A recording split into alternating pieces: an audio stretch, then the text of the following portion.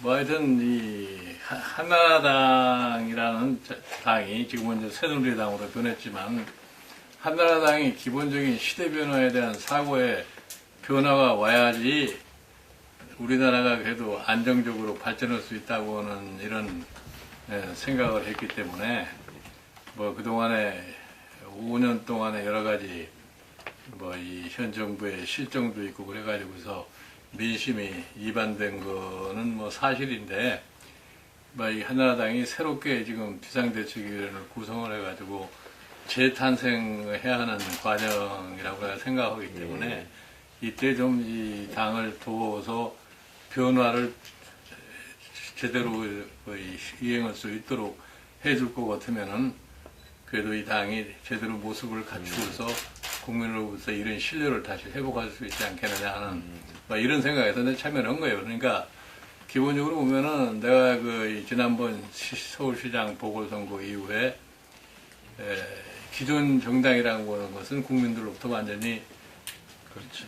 외면당이 배척을 당했기 때문에 양쪽 모두가 다 이 창조적 파괴를 하지 않고서는 국민의 신뢰를 다시 회복할 수 없을 것이라는 얘기를 내가 이미 서울시장 보궐선거 이후에 얘기를 했어요. 그래서 뭐 한나라당이 종전처럼 선거 패배하고 나서 뭐 쇄신이 이렇게 운운을 하다가 뭐 한 달쯤 지나가면 원상으로 돌아가는 이런 모습을 보여가지고는 절대로 다시 국민으로부터 신뢰를 얻기가 힘들 거다고 생각하는데 마치 뭐 한 달여 지나가지고서 12월 15일 날인가 갑작스럽게 비대위를 구성한다고 해서 박근혜 당시에 그 박근혜 전 대표가 비대위원장을 맡아가지고서 한나라당을 근본적으로 쇄신을 하겠다는 이런 의지를 갖다가 표시를 하고 뭐 그런 과정에서 이게 뭐 당뿐이 아니고 이렇게 돼야만 나라를 좀 잘 끌고 갈 수 있게 나라를 위해서 좀 도와달라 뭐 이렇게 생각했기 때문에 내가 여기에 참여를 하게 된 거예요. 과거에 한나라당이 시장 중심이라고 그러지만 시장이라는 게 만능이 아니라고 시장이 모든 것을 해결한다고 하면 큰 착각이라고. 그러니까 시장 경제 체제라고 하는 것이 오늘날 세계적으로 가장 효율을 낼 수 있다고 하는 것은 그건 뭐 다 입증된 사실이기 때문에 시장의 효율을 우리가 극대화하는 쪽으로 가는 거는 그건 뭐 기본 원칙이고 시장이 해결하지 못하는 일은 정부가 해결해주지 않으면은 다른 사람이 해결해 줄 사람이 없다고. 그리고 뭐 아무리 뭐 기업들이 자기네들이 뭐 시장 얘기를 하지만 시장에서 잘못된 문제를 갖다 기업 스스로가 해결할 능력이 없어요. 그렇게 되면 종국에 가서 시장도 잘 안 되게 돼 있다고. 대표적인 제가 이 기업이라는 것은 타고난 본성이 인간이 그렇지만 소위 탐욕의 끝이 없는 건데 그 탐욕이라는 것이 끝이 없어질 것 같으면은 사회가 불안해질 수밖에 없다고. 그럼 결국 가서 시장 경제도 효율을 발휘할 수가 없어요. 그러니까 시장의 효율을 발휘하면서 시장이 해결하지 못하는 일을 갖다가 해결해 주는 것이 정부의 역할인데 그거를 갖다가 부정을 하면은 안 되는 거죠. 그러니까 한나라당이 무슨 과거에 뭐 시장주의라는 게 따로 있을 수가 없어요. 시장 만능주의였다 이렇게. 아니 그러니까 말이 쉽지 시장주의, 시장 만능주의 이러면은 시장주의도 결국 가서 다 붕괴되게 돼 있다고. 아니 그러니까 관치경제 달표라는 거는 과거에 우리가 압축 성장하는 과정 속에서 그것도 불가피해서 하는 것이지 관치경제를 하고 싶어서 한 게 아니란 말이에요. 우리가 후진국에서 빨리 탈피를 하고 없는 재원을 갖다 효율적으로 배분해가지고서 최대의 효과를 갖다 노리려고 하니까 정부가 일정한 계획을 세워놓고 그 계획에 따라서 경제를 운영하다 보니까 결국 가서 말이 좋지 관치 이렇게 된 거지. 그건 당시의 경제 상황으로 봤을 적에 그렇게밖에 할 수 없었기 때문에 이렇게 한 거라 이런 얘기예요. 그렇게 해서 우리가 사실은 뭐 그 기간으로 놀 것 같으면은 1962년서부터 1987년까지 압축 성장한 기간 25년이라고 치자 이거야. 그리고 25년 압축 성장을 해서 그래도 그 압축 성장이 모태가 돼가지고 대한민국의 경제 기반을 갖다 구축한 거는 그것도 사실이란 말이에요. 또 그 과정 속에서 국민의 의식의 변화가 일어나가지고서 결국은 정치의 민주화도 이렇게 하지 않았어요? 그 정치의 민주화를 이렇게 해가지고 딱 25년에 금년에, 그러면 정치의 민주화를 했으면 과거에 소위 압축 경제 시대에 권위적인 통치에서 탈피를 했기 때문에 그러면 사회를 조화롭게 이루느냐? 그럼 사회를 이렇게 조화롭게 못 이뤘단 말이에요. 그러고 가서 그때 모순을 정치민주화 25년 동안에 아무것도 해결을 못했어. 그러니까 정치권이 결국 가서 지금 새롭게 자라나는 세대한테 대책을 받게 된 게 지난 서울시장 보궐선거에 극명하게 드러난 거 아니에요. 그렇다고 해서 그동안에 뭐 시장주의 얘기를 하고 그러는 사이에서 결국 가서 거대 기업의 힘만 더 커져가지고 그 사람들이 세상을 모두 마치 지배하는 것처럼 그런 꼴을 보이는 거 아니에요. 그것이 일반 국민들의 다수가 지금 느끼고 있는 바다예요. 이거를 수용하지 않는 정당이라는 것은 정당으로서의 존립의 가치가 없어. 국민의 의식의 변화에 대해서 정당이 제대로 수능을 하지 않을 것 같으면은 국민이 그런 정당을 갖다가 지지해 주겠어요? 예.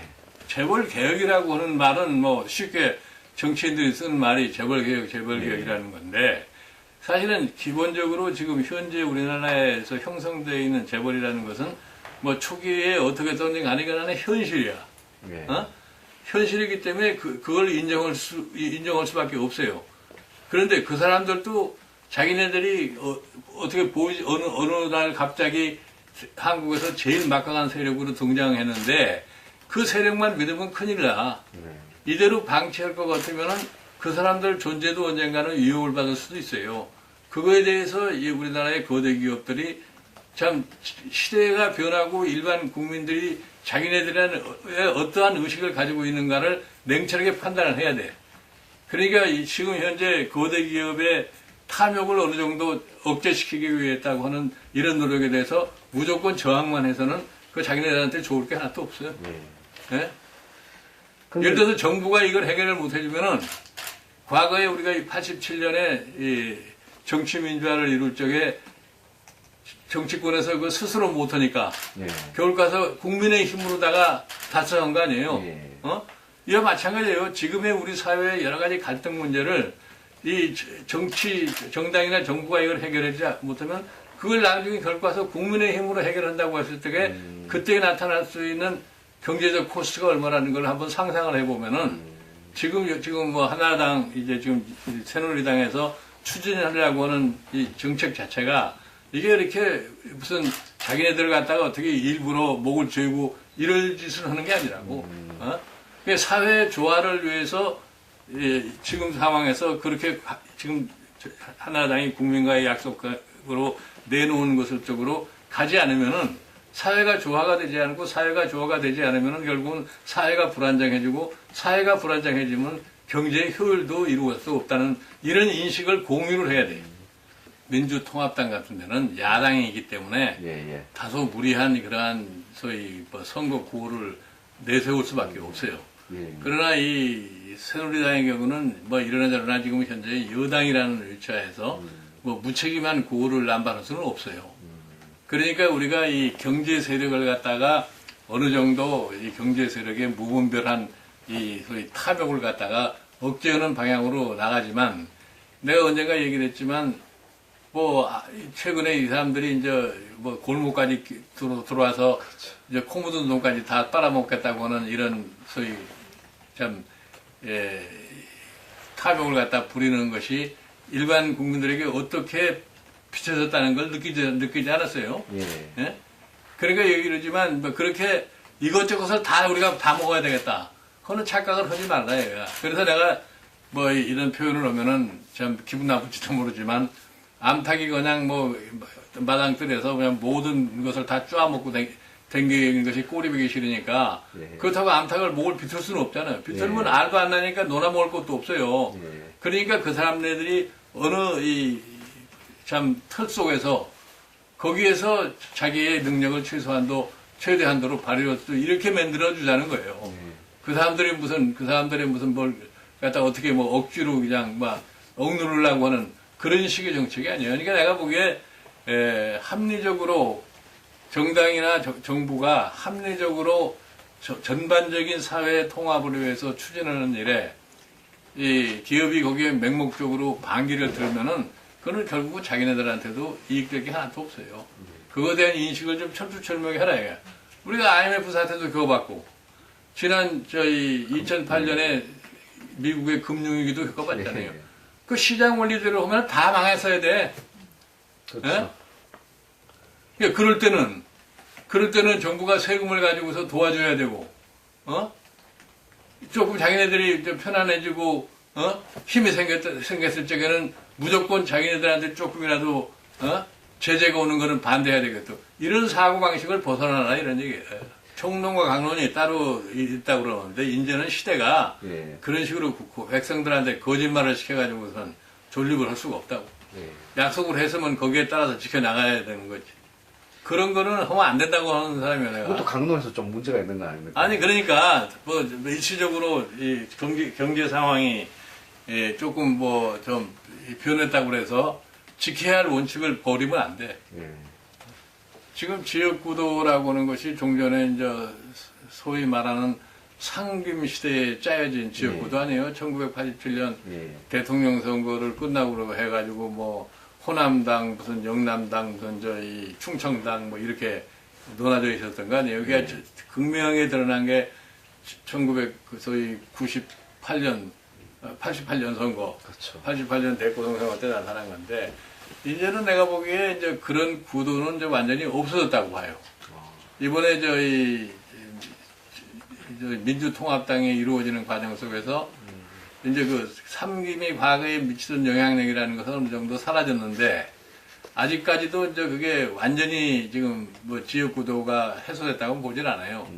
그러니까 이제 예를 들어서 이 과거에 한나라당의 경우에는 예를 들어 호남이다 그러면은 그건 역시 아무것도 안 될 거니까 그냥 아무나 하나 내보내는 이런 식의 소위 공천을 하고 그랬는데, 요번에도 비슷하게. 이제 이번에도 그러니까 사실은 네. 열심히 그 지역에 다니면서 사람을 찾아서 그래도 낙선은 될 망정 지지율이라도 높이는 이런 이제 노력을 갖다 해야 되는데, 내가 보기에 시간적으로 그럴 여유가 없어서 그런지 모르지만 그런데 조금 역량이 부족하지 않나 이렇게 는 생각하고 있다. 나는 박근혜 위원장이 그런 변화를 할 수밖에 없었다는 것에 대해서 나는 상당히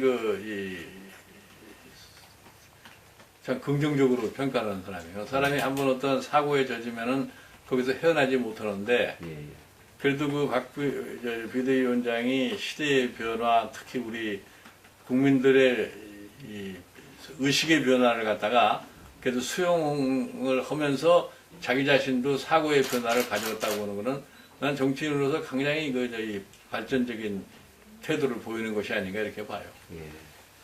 근데 다른 시각으로 보자면 이렇게 당과 보수 세력의 변화라기보다는 이렇게 박근혜 위원장 개인의 변화. 당과 보수 세력, 나는 그러니까 당이라는 것은 원래 소위 집권을 목표로 존재하는 거기 때문에 변화하지 않으면 집권이 불가능해지는 거예요. 그러니까 당은 당연히 변화하고, 당이라는 것은 당을 끌고 가는 사람의 역량에 따라서 항상 변할 수밖에 없는 거란 말이에요. 그건 어느 나라나 다 똑같아요.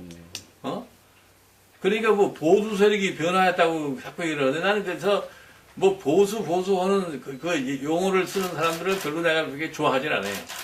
내가 박근혜 대표하고 불편한 관계라면 내가 여기 참여해서 일도 해주도 않지. 예? 그러니까 일을 하다가 보면은 약간 긴장 관계가 있을 수도 있고 그렇지 않을 수도 있는 건데, 그런 거 가지고서 내가 무슨 박근혜 비대위원장하고 크게 무슨 의견 대립이 있다는, 나는 그렇게 생각하진 않아요.